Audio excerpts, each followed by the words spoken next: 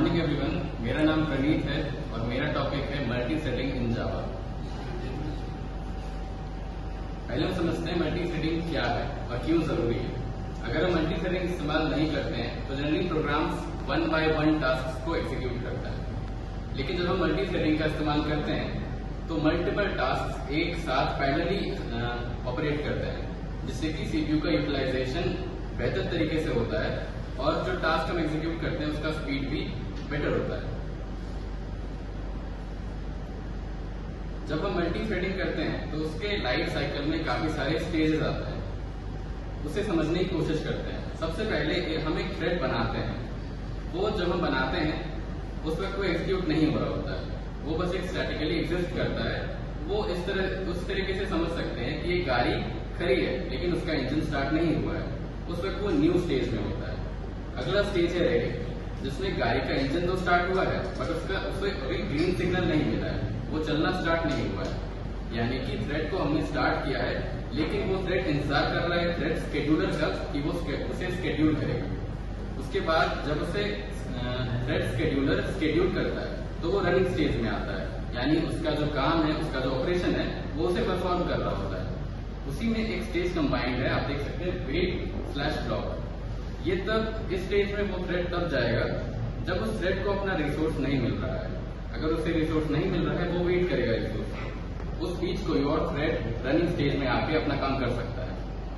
उस थ्रेड जिसे रिसोर्स नहीं मिला था उसे अगर रिसोर्स मिल गया वो वापस से रनिंग थ्रेड में आ जाएगा, वो अपना काम एग्जीक्यूट करेगा और फिर वो अपने आखिरी स्टेज पे जाएगा जो कि स्टॉप है, एंड है, टर्मिनेट है।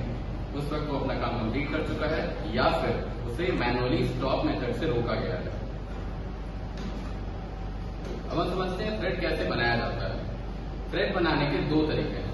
पहला है कि हम थ्रेड क्लास को एक्सटेंड कर रहे हैं और दूसरा है कि हम रनेबल इंटरफेस को इम्प्लीमेंट कर रहे हैं। अब एक बहुत ही इंपॉर्टेंट टॉपिक पे आते हैं जो कि है थ्रेड सिंक्रोनाइजेशन। उससे पहले हम समझते हैं कि रेस कंडीशन क्या होता है।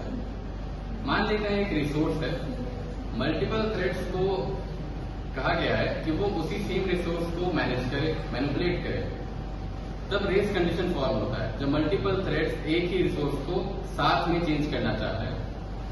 इसे एक समस्या की तरह समझ सकते हैं, जैसे एक एटीएम में, एक बैंक अकाउंट में 1000 रुपए, अगर दो आदमी एक साथ हजार रुपए निकालना चाहे तो दोनों एक साथ उसी डेटा को मैनिपुलेट कर रहा है तो उसके पास 2000 रुपए आ जाएंगे। वहीं आता है सिंक्रोनाइजेशन, जो कि ये मेक श्योर करता है कि एक बार में एक ही आदमी उसे एक्सेस कर पाए।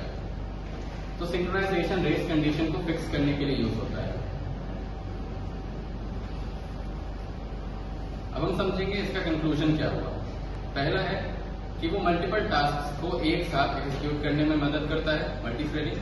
दूसरा है कि वो दो तरीके से बनाया जा सकता है, एक थ्रेड दो तरीके से बनाया जा सकता है। पहला होता है थ्रेड क्लास को एक्सटेंड करना और दूसरा होता है रनेबल इंटरफेस को इम्प्लीमेंट करना। तीसरा पॉइंट है कि सिंक्रोनाइजेशन, जो कि एक बहुत इंपॉर्टेंट टॉपिक है, वो रेस कंडीशन को फिक्स करता है। चौथा पॉइंट है कि मल्टी थ्रेडिंग से किसी भी एप्लीकेशन का परफॉर्मेंस बहुत ही ड्रास्टिकली इंक्रीज किया जा सकता है। Thank you.